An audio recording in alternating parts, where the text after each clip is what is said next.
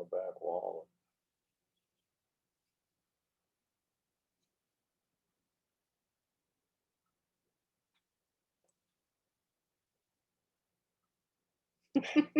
We're on. Normally I could hear myself, but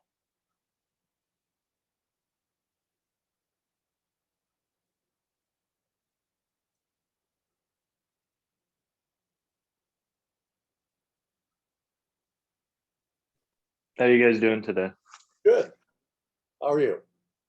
I'm doing well so far, just getting the day started. great.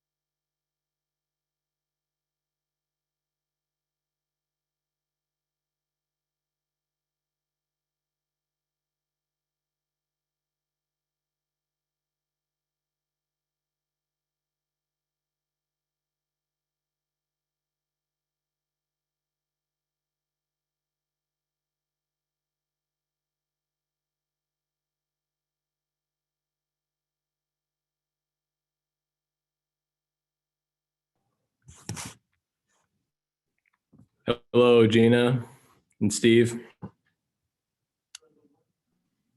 How you doing today, Patrick? I'm There doing you are. excellent. Doing excellent. How are you? Great. Thanks. It's hot here in Arizona. Where are you? I'm in Southern California. It randomly just started raining. I never thought it was possible this time of year, but here we are. Hey! What is rain? We don't know what rain. Yeah, you wouldn't know about that in Arizona, right? Oh no. And it has been hot. It's been like 117. Wow. I know. It's been very warm. I want all the sales guys on the call to appreciate our installers out there in Arizona on hearing this. Can't hear you, Patrick. All of our installers in Arizona are absolute. You know, we got to give them a huge shout out and hand for working in those conditions. Unbelievable. Absolutely. That's for sure. Now, is this the group that will be joining us today, Patrick? Yes, I was going to give it another couple seconds, see if anyone else joins, but we have the recording, so we can dive right in. Okay. And just to give everyone a little bit of an intro, Gina and Steve here are the absolute experts of energy management systems, which are really an essential part of the customer experience in Arizona, especially specifically with some of the utilities like SRP. So they're going to dive in today to give us an insight into the product, how it works, how the setup works, and how the sales works with the customer. Very good. Thanks, Patrick. Well, like Patrick said, this is Steve and I'm Gina, and we are demand management people. Some we've been doing this for 40 years. So We started in 1984 and strictly installed demand management. And then we've been doing that until about 5 years ago, where now we're just strictly wholesaling to our solar distributors. yeah, there's been such a huge demand for it because, as you know, in Arizona, they have demand rates. And that would be my next question. Is everybody familiar with the demand rates that Arizona has? Aria, Eric, Yeah.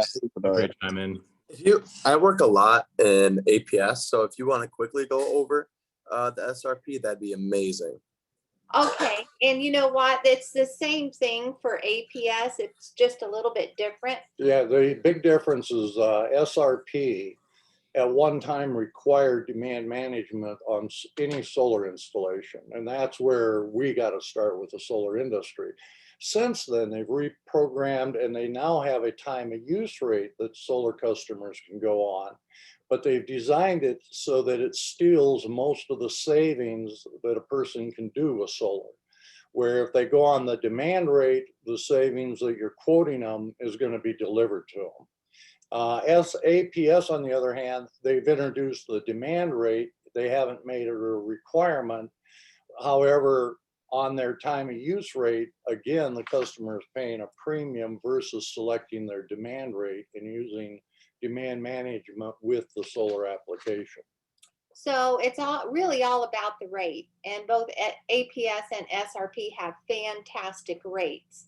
And the reason why the solar people like to use the demand rate is because it offers so much more savings than the other rates that you could go on with solar.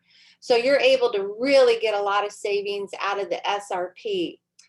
There's a certain way that you go about it. And when we're talking savings, we're talking double. It's not just a 10%, 20%, it's a 100% difference. So why don't we just go to page number 6 and I'll go through the rates real quick. And as I'm going through that rate, this will kind of all start to come together. Now, how are you doing sales in Arizona? Is it in person or do you do it all through Zoom or over the phone, or how do you go about doing that, Patrick? Mostly in person. Oh, good. All right. Yeah, so we have a couple of teams here, so they may have differing tactics, but I believe a huge majority will be doing in-person sales. Good. Okay, Good. well, that's good to know. And just to let you know that whenever we do a Zoom training, although you get, the general idea, if you feel like you need more training, we could have you stop by the shop or whatever the case may be, meet you on your first install. But our thing is, we really want you to be comfortable with the rate and the product. And if you're comfortable with the rate and the product, then your customer will be comfortable with the rate and the product, which that's what we're all about, is making sure, the customer has a wonderful experience. And one of the kickers on the customer experience, which nobody else uses, and they definitely should, is with a demand rate and a demand management system in Arizona, the cooler those customers keep their home, the lower the bill becomes. And I'll tell you, they end up loving that aspect of it. They can set their thermostats to 71, 72 instead of 78 like they used to. And it's a real sales feature. Definitely, especially when it's so hot. It's so nice to, be in a home that's 65 or 70 degrees. And then the only time we have to watch is when that demand is coming up. So if you all go to page number 6 in your little packets, right there. Wonder if they are If you- all package. Well, they should. So I'll just They should brief. all have the digital packet, and if you don't have it, guys, I'm going to send it out in the Slack channel again right now so that you can pull it up and follow along here. Okay. So in SRP, just for instance, they have the time of use rate and they have the time of use rate with demand. And the difference is huge. So during on-peak, which is between 2 and 8 o'clock, that's on peak. That means you will be charged for demand during that time. The cost per kWh is around 21 cents. Now on the demand rate, you're at around 4.5 cents. So that right there is a huge difference. Then let's drop down to off peak, which is any time after that on peak. So 8 o'clock at night till 2 in the afternoon, Saturday and Sunday off peak, holidays off peak. 85% of the time is off peak. So, During that off peak time, the straight time of use rate, they've got 7.2 cents. We're on a demand rate, it's 3.6, half.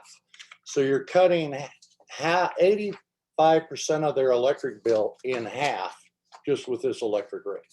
And you're cutting their power consumption cost during on peak by 75%. So the real key on the rate is they're giving you kWh for literally nothing. Use it. And that's why we tell our customers, keep your house cool. right. And then in there is also the demand rate, which kind of throws everybody off if you really don't understand how demand works. But let me just tell you this.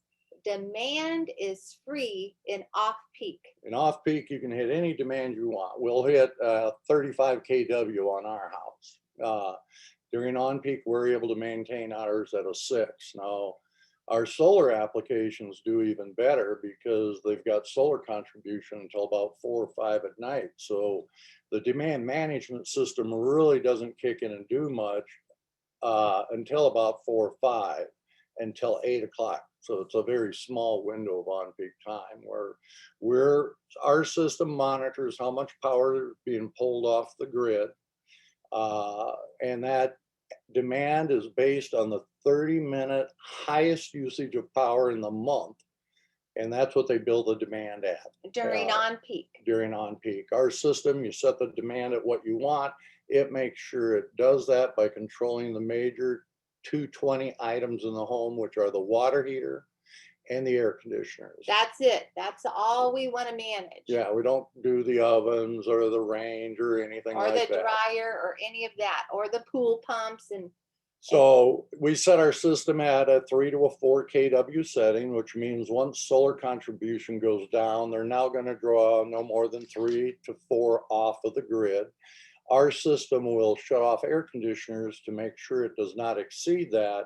However, it should go pretty much unnoticed because our thermostat shuts them off all the time. So when demand management does, it's no different. Other than the house, we want that house to float slightly in temperature, meaning if they're keeping it at 70, we want to see that house float up to 72. That means we're maximizing what our system, the rate, and the solar application can do. right. It's all about maximizing that savings and not leaving any savings on the table. So that's why most of our solar dealers, they will do the installation, they will set the demand at a 4. That's how we just start everything, a 3 or a 4. That will be up to you. So as the day goes on, your air conditioner can be down to 71, 65, whatever you want it to, until 2 o'clock. Then at 2 o'clock, the demand manager is saying, okay, now this is when I really need to start working. So it's reading everything that's going on in the house, all the lights, the blow dryers, the microwaves, the oven, the dryers, whatever is going on. The demand manager knows what's going on. So when the solar is contributing, and it starts to drop off around 4 or 5 o'clock at night, the demand manager is going, okay, there's a lot of activity in this house during this 1/2 an hour. Remember, it's a 1/2 an hour average. So the demand manager will say, okay, I need to turn the air conditioners off for a little while, maybe 10 minutes, to make up for all of the electricity that's being used during on peak. Now, off-peak, it doesn't matter. You can leave your doors open, set your thermostat at 65, do all the laundry, do your heavy cooking, everything. It doesn't matter. In fact, it's good. But during that on-peak time, which usually the hot spot is between around 5 and 8 o'clock at night, because at 8 o'clock, boom, your air conditioners come back down to 70, 71, or whatever the customer wants their thermostat set at. And from a technical standpoint, once we start this customer at a 3 or 4, if our system is shutting off the air conditioner to the point where the house is warming to an uncomfortable temperature, it is so easy to operate. So this is the unit, and this unit is mounted right next to the service I panel. want it up here where we can actually see it. Let's go. Have you two considered doing an infomercial? We really should. So if we've got a customer that's saying, hey, my house is warming too much in the late afternoon, first thing we ask them is, what are you keeping your thermostats at? Because if no one has told them the cooler you keep your house, the better the system will work. And the more And they're money still you keeping save. it at 78 degrees. So the first thing we encourage them is take it down to a cooler temperature, live like a king in your castle, pretend you just checked into a very expensive resort. What would you set that thermostat at?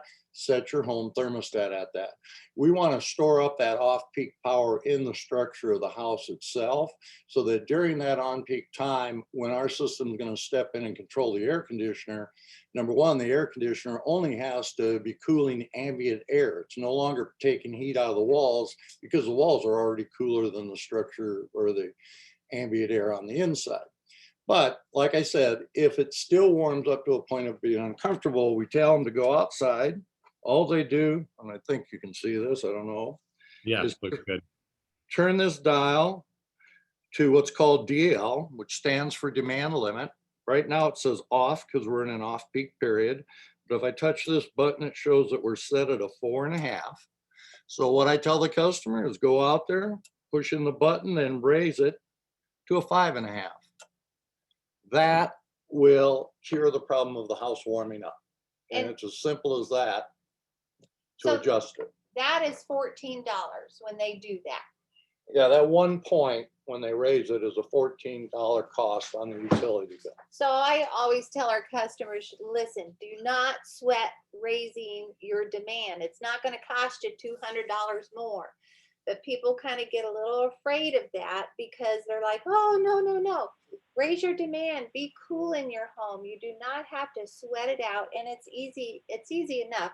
And now you put your customer in control of how cool they want to be, and then how much they could save. Well, and the ironic part of that whole, the cooling the house, if they've always had their thermostats at 78, and all of a sudden they're going, all right, we can live at 72.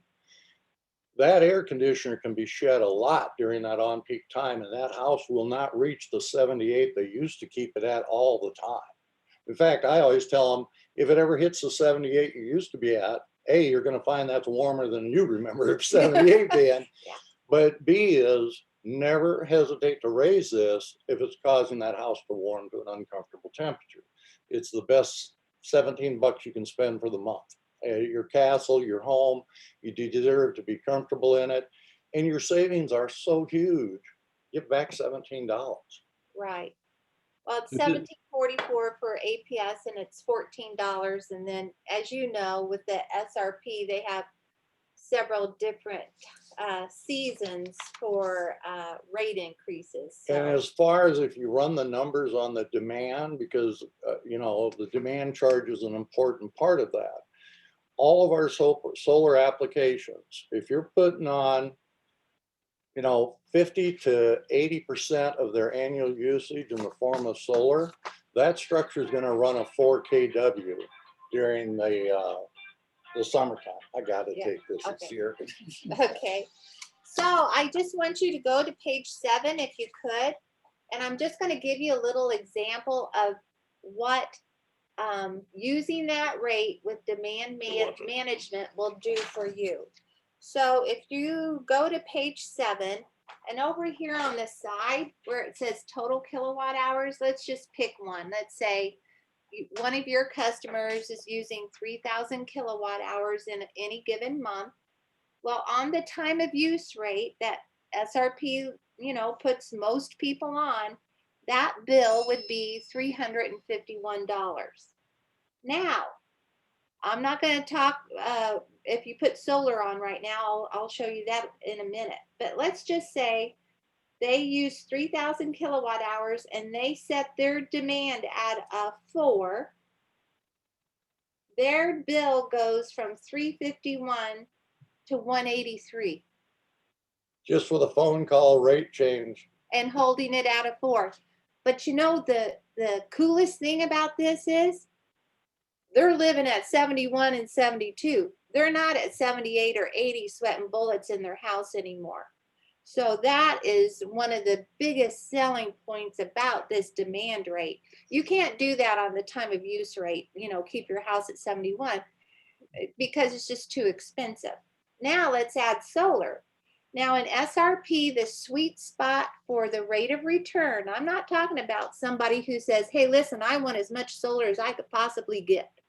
I'm talking about the person where it shows the best rate of return, which is a 50 to 60% coverage in SRP. Is everybody with me? Okay, so let's say that same 3,000 kWh now went to 1,500 because you're taking off 1,500 with your solar. So you move on over. I'm going to hold them at a 3, and that 351 now goes down to 112. And you're only doing that with 50 or 60% solar. So that's why a good demand manager is extremely popular in the SRP areas with the solar people, because if you're going into someone's home and someone's showing a savings of minimal of $150 and you're coming in and you're saving them a heck of a lot more, well, who's going to get the deal? And one of the things I'd mention now, and this is going to be about the APS portion, not SRP. APS has a structured buyback program for their solar customers. With demand management and 100 to 120% coverage of their solar, they can actually zero out their electric bill and get a credit back from APS. SRP, you can't do that, but APS you can. Right, and with the APS, you really need at least 110 or 120 in order to do that. But they get zero. Go ahead and say that again. I think that might have just been some background Okay, noise some from background the- noise. But just to be So- clear about what we're looking at on this page, so you're looking at the total kilowatt hours on the left-hand side, the different rate plans are the other columns, and the demand number is the number that they would be setting on the device to determine what their bill would essentially turn into, right? Correct. So if they set themselves at a 3, and they would be coming and you put solar on, their bill would be 112. If you set them at a 4, their bill would be 126 from 351. And so on and so on. But most of our solar applications, they set them between a 3 and a 4. And now this is where this would change. If a customer says, I'm at 78, I can't go any colder because my grandma lives in the house, and she gets hot at 80 or 88 or 78, that's when you would have to raise your demand higher, because your house at 78, to try and keep your house at 78 in that hot afternoon, you will have to run your air conditioner more often. So by raising that demand, you could achieve that. And worst case scenario would be taking somebody that was running at a 4 and it wasn't working right. A 6 is as high as they'd have to go. Got it. And so that's just giving themselves, allowing themselves to use more power during those on-peak hours, meaning it's essentially a higher, they're paying for that on-peak hours, but in a regulated way. Correct. And that's why we tell them, keep it cooler, because to keep the house cooler, you're gonna use some more kWh, but cost-wise, it's nothing compared to the $14 you're gonna spend on a demand point. So first thing is have the luxury of having a very cool home. After that, raise demand if the house is warm. Yeah, so if someone calls me and says, Gina, I am hot, I'll ask them, so what do you have your thermostat set at? And they'll go and they'll look and they'll go, why, by golly, it's 79. And in my mind, I'm like, no one ever told them to keep their house as cool as they wanted.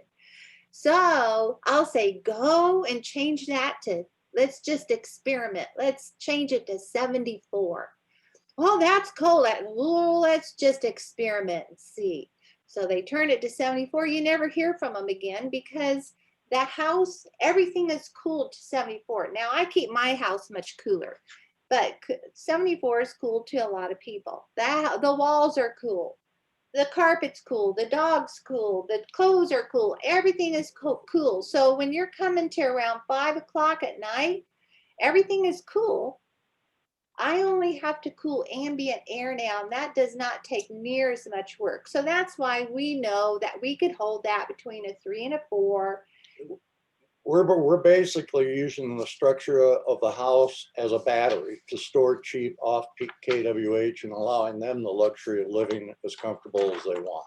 And that's by having them cool the home as much as possible during the off-peak hours, so that the house is already as cold as possible, so that during on-peak you can just kind of coast your way through and work with the limited demand, but still keep the house cool, right? And that is a very correct statement, but said not right to sell this thing. Yeah, just trying for technical. People get afraid of cold and stuff like that and control. Yeah, you don't No, have to. yeah, I just tell them, set your thermostat. If you checked into a 5-star resort tonight, and you threw the luggage on the bed, one of you is running over to that thermostat. What are you setting that thermostat at? And they'll tell you. I crank it all the way down and come back later to see if it's cold enough. And I'll just say, we're going to do the same with your house. This is your castle. Right. Put it down to resort type temperatures. Leave it there 24/7. Don't worry about it again.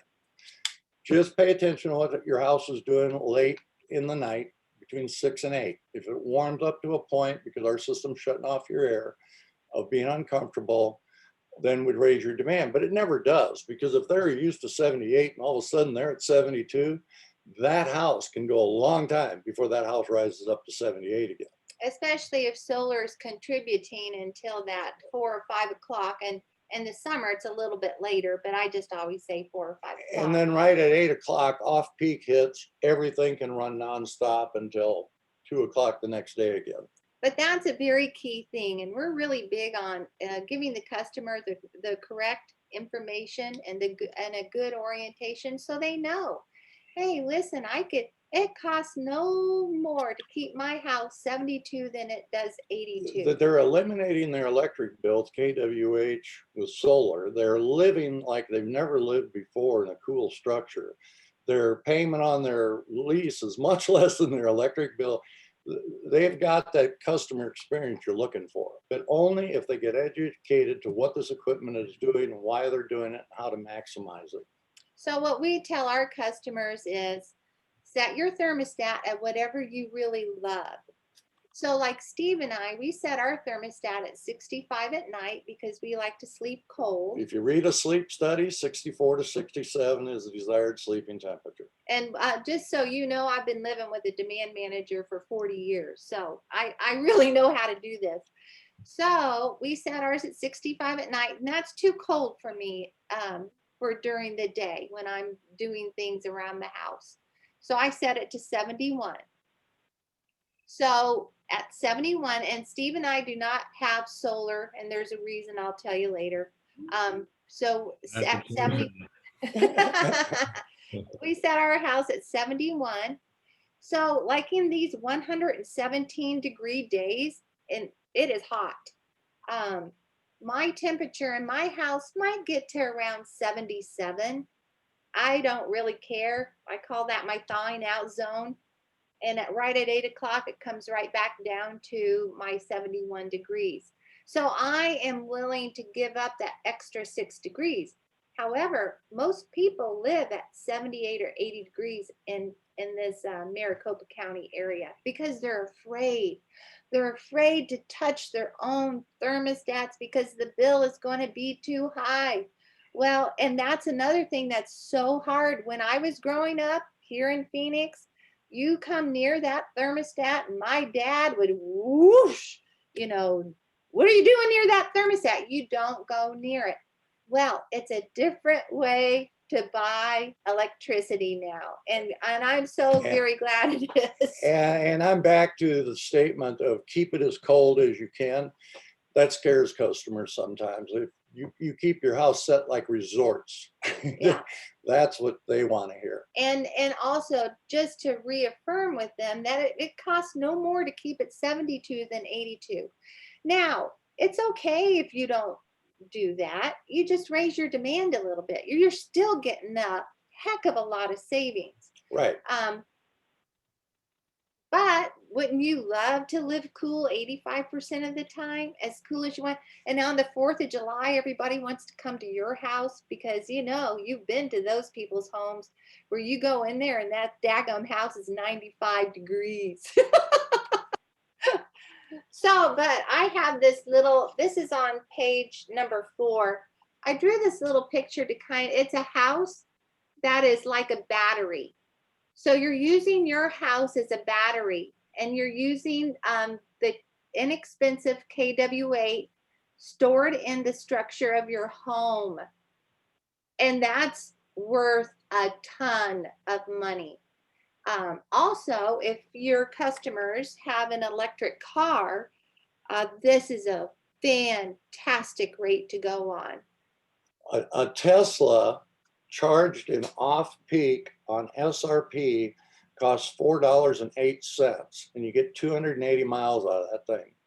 Charged during on-peak, it can be up to $800 Well, and you know how SRP for a month.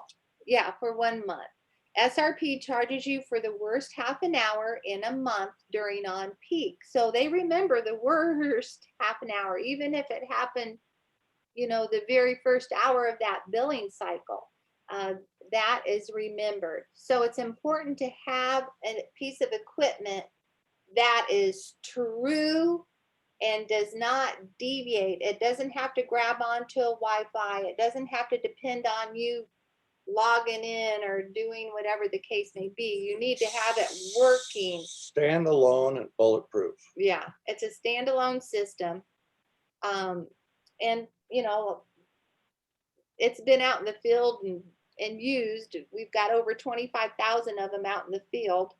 So, and they are built like a tank. They just do not break down.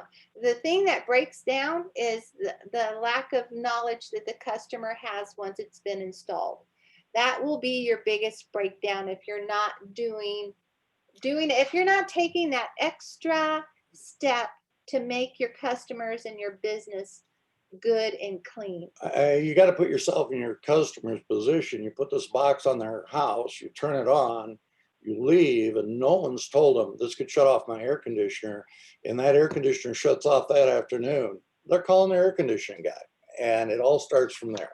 Yeah, If they I get it. realize what's going to happen, keep the house set, raise it if they know that stuff, never a problem. They love it.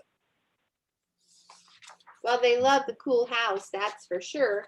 And they extra love the savings that they are getting because you are actually giving them what you have told them in the home. You're actually following through with that savings. And I'm sure you've gotten calls. I'm not saving a nickel on this thing, and my payment is $100 and blah blah. You know, and that's because of that demand.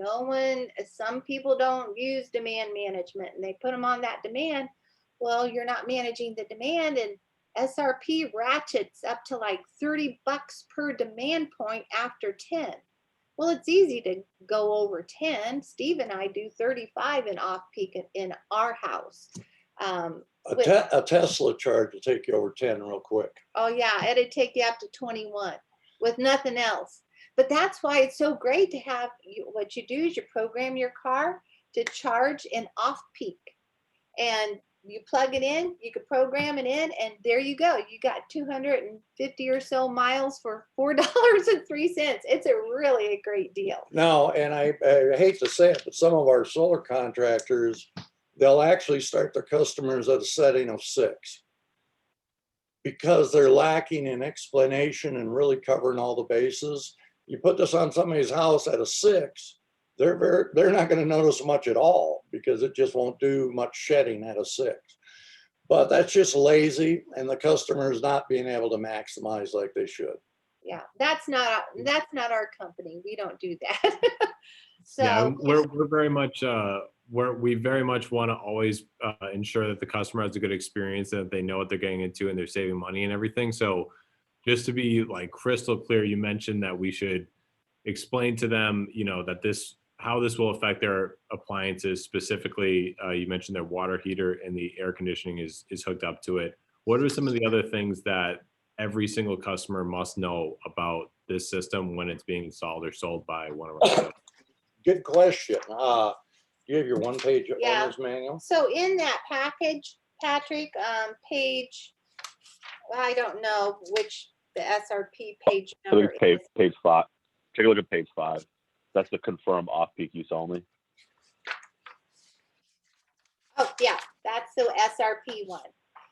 So page 5, this is what I call the one-page homeowner's manual.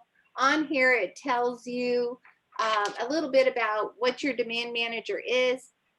It costs no more to set it 72 than 82. Don't panic if your home warms up. It tells you how to raise your demand. And this is the deal. So you have your clothes dryer. Your clothes dryer pulls a lot of energy. So we really don't want to be using our clothes dryer during that on-peak situation. So And most people drying off peak right now anyhow, they have enough familiarity with it. They go, oh, we drying off peak all the time. Because we could control the dryer, but that can create havoc for somebody that needs to have a dryer now. right. So we just inform them drying off peak periods. If you have an emergency that comes up, your dryer will work during the on peak periods. Just don't do heavy loads of towels and jeans. Yeah. So that's one thing they need to know. The other thing is, depending on the thermostat they have in their house, we've got Wi-Fi thermostats, we've got non-battery back thermostats, and we have battery back thermostats out there. When our system sheds the air conditioner, it does it by we shut off the air handler. Mhm. If they do not have a battery back thermostat, their thermostat will go blank. And they need to know about that, otherwise that can panic them. And it's simple that our system's shutting during that period, thermostat will come back on, don't worry about it. If they have a battery back thermostat, they won't notice anything because when we shed the air conditioner, that battery kicks in and maintains their display on their thermostat. If they have a Wi-Fi thermostat, the Wi-Fi is going to show like there's a power outage on Like the a- face of the thermostat, but it's not. It's our system controlling it. And they won't be able to access the internet on their thermostat during that period of time. Again, if they know about this, it's never a problem. And we just simply ask our customer what kind of a thermostat you have. They tell us and we tell them what they're going to expect. So on a Nest, which are very popular, the Nest is always trying to figure out what you're doing in your home. Like, oh, someone's home. Oh, it's an expensive part of the day. Oh, it's this, it's that. You don't want that on this rate. What you want is on any of your thermostats, set it on permanent hold. Yeah, all thermostats have a permanent hold position. Set in that resort temperature you enjoy. Leave it there 24/7. And let all your fancy equipment do the work for you. You don't have to go, oh, it's 2 o'clock. I'm going to turn my thermostat down to 78 because it's an expensive part of the day. Yeah, don't do that. This machine has that handled. It knows the on peaks, off peaks. It knows the holidays. It knows the weekends. It knows the year. It knows leap year. It knows all of that. If a holiday falls on a Saturday, you get the Friday before off because you'll go, hey, wow, my air conditioner is not turning off. I mean, I'm still 71 degrees and it's July. Well, then they get worried. Oh, something's not working. Well, if the 4th of July fell on a Saturday, you're going to have that Friday off, and this knows it. So it's programmed according to the rate. It's programmed according to the SRP or the APS, because they're both different. Now with SRP, you have 2 seasons. You have a winter and a summer. That season starts May 1st and it ends November 1st. This knows it. So in the winter, this knows that on peak is from 5 a.m. to 9 a.m. and from 5 p.m. to 9 p.m. It's crucial in the winter because there's no solar contribution during that time. But guess what? You could still have savings because of the rate, and you're managing the rate. And it's really inexpensive in the winter. With SRP and APS is a lot less expensive, but we all know APS is an expensive rate. And Patrick, back to your question of what else they need to know, really the only thing they need to know is what kind of thermostat you have. From there, then it's just inform them, run your pool and off peak, dry and off peak whenever possible. Set your thermostat to the temperature you would set a resort at. If you notice this equipment is connected to your air conditioner, and if you notice it shutting off your air and causing your house to warm to an uncomfortable temperature, then we need to raise the demand limit. We always take them through how to raise it, set them back down to a 4. And that makes a happy customer. Yeah. They can't run in and crank that thermostat down low fast enough. Yeah. What happens? Oh, go ahead, Misha. Go ahead, Pat. I was going to ask what happens if after the rates change, like if APS or SRP update their rate schedule, what's pre-programmed into the machine there is might be different or changed from what's reality. What happens then? Very good question. And we use these throughout the country on various different utilities, and they all have their own structured rate design. Just like here, APS is different from SRP as far as how their rate's structured. Some, like on a holiday, if it lands on a weekend, they'll give you the Friday off before as a reward, or if it lands on Sunday, they give you Monday off. This unit can be custom programmed for any rate structure and any changes they ever do to those rate structures. And it's very easy to do that program. However, in most cases, utilities make a change like that every 10 to 15 years on a rate. It's not something they do all the time, but the customer can easily go out and make the change that has happened to their electric rate. So we had one of those changes occur, and in our time of doing demand management, I think it has happened one time. Rate change? Yeah, a Yeah. rate change. Well, that's actually happened 4 times, but only one that was. was really mattered, because they'll say, hey, I'm going to add a holiday or whatever. But so what I did, and what you would want to do, is I just made a little 40-second YouTube on, if you want to change it, this is how you do it. And it's just all right here. It's easy. You don't need to call anybody. You don't need to do any of that. You go in and you do whatever your little video tells you to do. Boom, it's done within seconds. So you could totally program, customize whatever if they were to change. This is actually a commercial unit. It'll do up to 1 megawatt. It'll control up to 32 individual loads. So it's really an overkill for residential. But because of its performance, that's all we'll use down here. Yeah. They used to make a builder's model. It was cheap and had nothing but problems with them. So just to be clear though, so this is only really hooked up to their air conditioning only, correct? Air conditioning and water heater.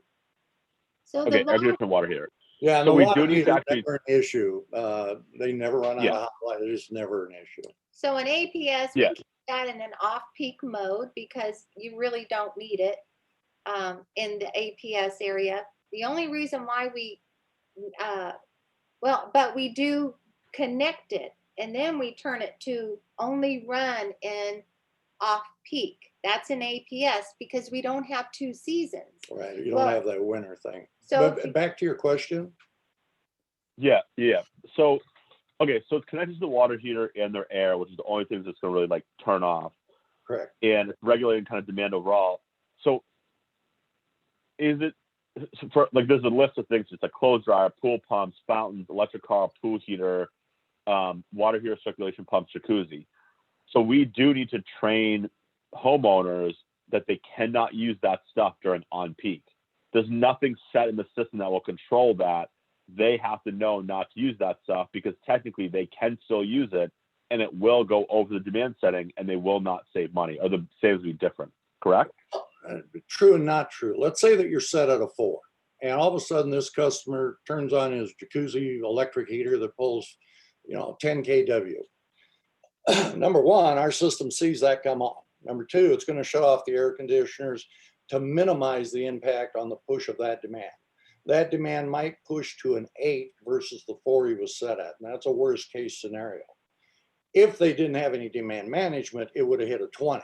So it's not like it's holding them at a 4, it's minimizing hitting a 20.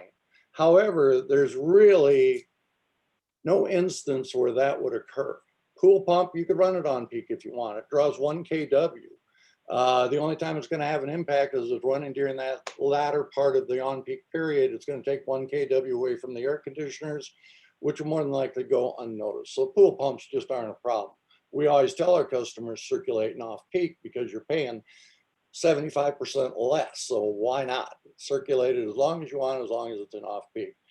Pool heaters, heat pumps, best way to heat a pool in Arizona, set it up to run off-peak. It can run 17 hours a day. Keep that pool toasty and cost nothing to do it. Circulation pumps, don't run into them that often, but definitely they shouldn't run during the on-peak period. But it's just not something that you run into often enough to have to address it very often.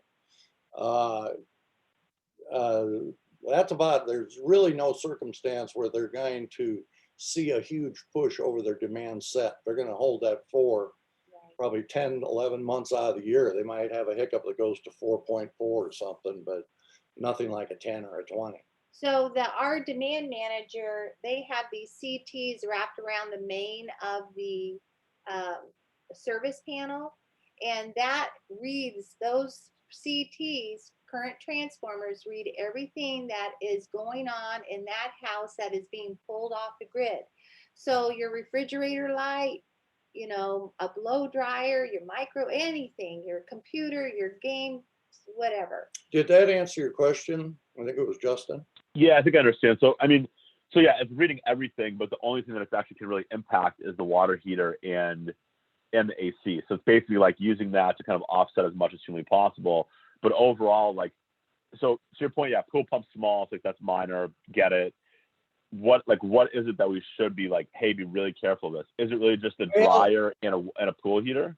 Well, no, I'll tell you, pool heaters are, again, very rare. In fact, I can't think of the last time I saw a pool heater that wasn't a heat pump. But one of the bigger ones that kind of goes unnoticed, but it goes along your questioning, is the cooking. Our daughter does cooking late in the day during on peak. And you can actually see on our chart where our unit's shutting off our air conditioner to maintain demand. Boom, it keeps it off for 45 minutes during that period when she's cooking. Each stovetop burner takes 2 kW to operate.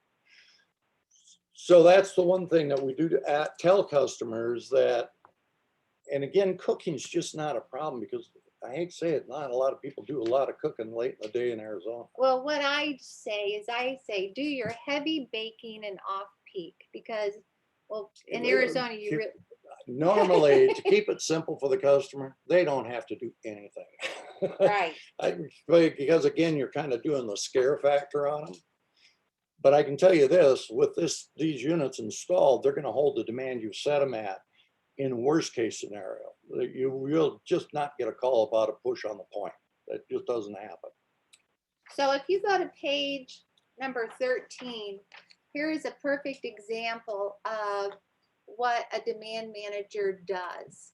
And if you'll look right up here, this shows how many times it's shutting off our air conditioner. Right here is where our daughter insists on cooking, and it keeps it off longer than it normally would because it'll sense any load that's being drawn and then shed the air conditioner to do it. But again, our house starts out at 71, highest it ever gets is 78. during that on-peak period. So here you have off-peak, on-peak. This is what our system does, is gives you that red line, which is what you want it to do. And then right at off-peak, it comes up again. And then these little things are how many times the air conditioner was able to come on. But as you see this little flat line, that's when our daughter likes to use the oven for over an hour at 450 degrees. But you know, back to the real address, in my opinion, is you want your customers happy. And I hate to say the less you tell them, but the less you scare them, which a lot of times when we say, don't do this, don't do that, you got to do everything, that scares them. When the fact is, do anything you want when you want. They're already doing off-peak, most of them to some degree. Put this equipment on the house, have the installer go through, don't dry during on-peak whenever possible, run your pumps in the off-peak period. They'll say, we already do. Dry clothes in off-peak, we already do. Yeah. And that's all you have to tell them. Set your thermostat to resort temperature and see what happens late in the day. If the house warms to a point of being uncomfortable, we're going to raise your demand limit. Now, sometimes it goes the other way. They're used to 78. We set them at 72 and the house never gets past 75. That means they could lower their demand and save even more money. Save another $14 or $17. But during our training, I don't know how you're going to set that up, Patrick, but during our training, which we will have you do, I don't know if you're going to use our people or the person that we would recommend to you, I should say. But during that training, they will go over this orientation with your installer. Now, I don't know how you want to approach it because some electricians don't really have great personalities, but some of them do, and they're able to give a customer an orientation. But we have it kind of set up. We train you on that as well, because the actual installation is not hard. Your standard 200 amp, 2 air conditioner home will take an hour and a half, 2 at the outside. So it's not, and that includes the orientation, which could be, you know, depending on how many questions a customer has. So, you know, and that's my thing. I might over talk and over educate you, but I would like you to know how to answer something if it ever came up. So, you know, and we could go into further or deeper training if you feel that you want that. Night of sale, it's simply resort temperatures. Don't worry about anything.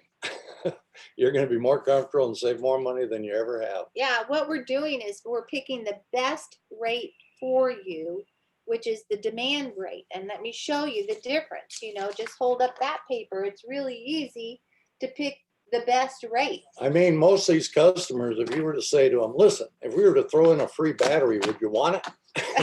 They're going to say, yeah. Well, their structure, they don't realize it, but the structure of their house is a battery. Mm-hmm. You store off-peak KWH in the form of cooling that absorbs heat during the on-peak time. It's pretty simple and it's free.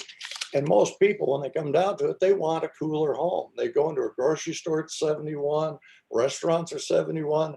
Every place they go is 71 because that's the desired body temperature. Most people in Arizona, they keep their thermostats at 78. Mm-hmm. So Okay, got it.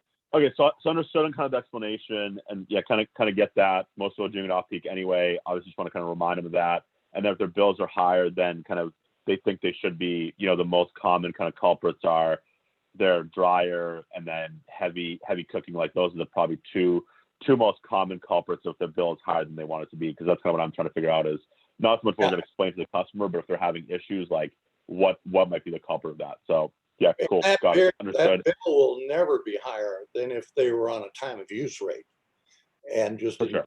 demand management. Then that bill would be substantially higher every month. Yep. And one thing in here, it says that in the winter, they should turn it like in half, basically from 4 to 2.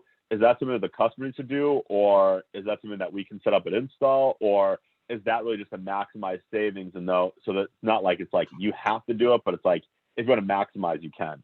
We no longer even do that. And the reasoning for that is in SRP, especially on peak, during the summer is 2 to 8, but in the winter it's 5 to 9, 5 to 9. We need enough power in that period of time to run the water heater, because everybody, that's when they're using their water heater. And the water heater will knock down 4.5 kW as it's drawing. So we need to have that period to allow them to have hot water. So those people will run the same demand year round. If it's a 3 or a 4, they'll never touch it again. You wouldn't believe how many customers we go to that say, yeah, I haven't touched it since you installed it. So there's no need to turn it down, and especially on SRP, because the first 3 kW Are $3 in the are winter. $3 in the winter. They're dirt cheap. Yeah. So there's no motivation to raise it or lower it. You set it to what works best for you, and you leave it there 24/7 year round. If they wanted to, Got it, they perfect. could, There's actually a question. Sorry, there's a question here that just said, can you guys just go into like the difference between average demand and E27? How that demand works? There's a question from Costner, so Let me do my best. so feel free to ask. The demand rate is a 30-minute moving average of 30 minutes as it moves. You lose 1 minute, a clean minute comes up. So it tracks that 30 minutes during on peak. And then at the end of the billing cycle, 30 days later, they select the highest average that occurred, and that's what they bill them. was that your question? Or repeat your question? I just wanted to know what the difference was between E27 and average demand in terms of putting a homeowner on that price plan, and then how the demand charges would work between the two. So E27 is the demand rate. Right. So do you mean the difference between the E26 or E13 and the E27? Yeah. Okay, so the E13 or E26, it's straight time of use. There is no demand. So if you go to page 6, you'll see it's time of use only. There's no extra demand charge. So it's 21 cents during on peak, and it's a 7.2 cents during off peak. Well, but it has no demand charge. If you put them on E27, they get to buy kilowatts for 4 cents during on peak and 3 cents during off peak. Well, in order to buy those kWh so cheap, you kind of have to pay your membership fee is kind of how I look at it. And they charge you for your demand. So your demand for it. But there is no demand charge on that E26 rate. Now the difference in cost, if you look at that page 7, I'll give you that example again. If you use 3,000 kWh on that straight time of use rate, your bill would be $351. If you were on that E27 demand rate, if you set it at a 3, you go from 351 to 168. If you did a 4, you go 183. They're paying 351. If you set them at a 5, they'd be 197. They're paying 351.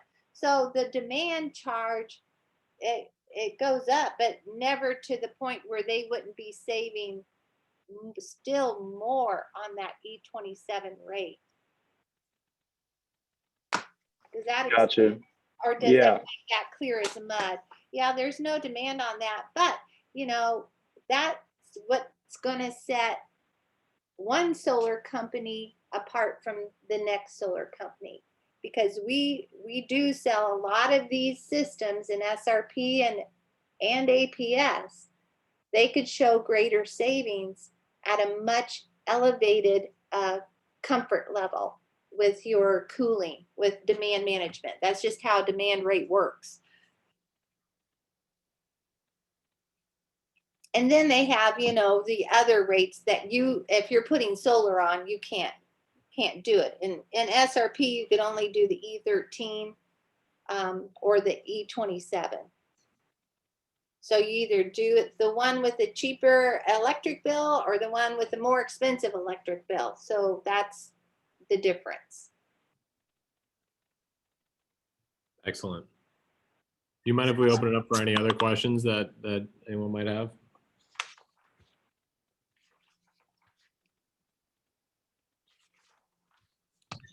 Yeah, why don't you guys have solar? The reason why we don't have solar is because our home is a proving ground for our specialized equipment. As soon as you put solar on, it You wipe changes out our the equation. KWHs. And it changes the equation, and we test the heck out of everything that we do. And so as soon as you put solar on, it causes all kinds of different fluctuations, and I need to make sure my equipment is doing exactly what we say it will do. That's why. So it sounds like the solar system saves you too much money. Well, Yeah. you'd be amazed. I mean, our electric bill in the summer will hit 450-ish. $450. If we were on the time of use rate, it would be $1,000. So my neighbor was paying $1,000. And by the way, my neighbor just put on solar, well, a couple of years ago. But I mean, he knocked his $1,000 bill down to $56 because of solar and demand management. And he's an APS customer. He could even go lower if he would take advantage of their buyback program. So, you know, hooking it to solar, what happens with demand is you're able to have a lower setting on your demand. You could wrap it around your tax credits and things like that. So, you know, back in the day when Steve and I were doing just retail, that we would just do demand management. That's it. And cut their Yeah, bills in demand half. management didn't get popular with the solar industry until 2016. SRP said you can't do it without demand management. And then when guys started doing it that way and APS offered the other rate, they got, why would we do that? The savings are so huge. And so they put it on every job. APS, SRP, it doesn't matter. Yeah. They put demand management on everything. Yeah, I've got a question for Dean and Pat. Are these, is this already an adder? Or how are we going about, like, in terms of SRP? Yeah, so this is something that we'll be rolling out. I'm working with Sean on it right now. So yeah, we're looking to, it will be accessible in Solo very soon here, and we'll talk more about that once we have Cool. all Thanks. details finalized. Yeah. And if you guys are active in the APS area, I'd also encourage somebody to look into that rate structure and give it a try because it's very successful in the APS area too. The simple way to look at it is bottom line, your average cost per kilowatt hour with a demand manager on that demand rate is around 7 cents. They're buying it back for 10 cents. So you're getting 3 cents for every kWh. So that's where the extra money comes. But you know, that's a very expensive solar system because you're putting 120% on, but you know, that's up to you and your customers. But we do it all the time. Some of our dealers, they don't do anything without demand management because that's where the savings is and that's where the comfort is. Right. They don't If want the customer knows what they're doing. they don't want the call saying my lease payment is more than my electric bill used to be. That's worse. The call they don't want. Absolutely. Well, does anyone else have any other questions? Steve, Gina, you've been extremely informative, very helpful. Thank you for hosting this call. Thank you. All right. Well, we'll get off so you guys could talk. And Patrick, if you need anything or if y'all need anything, just give us a call and we're always here. Excellent. Thank you so much. I really appreciate your time today. Thank you, Okay. Thanks, guys. See you guys. Bye. Bye.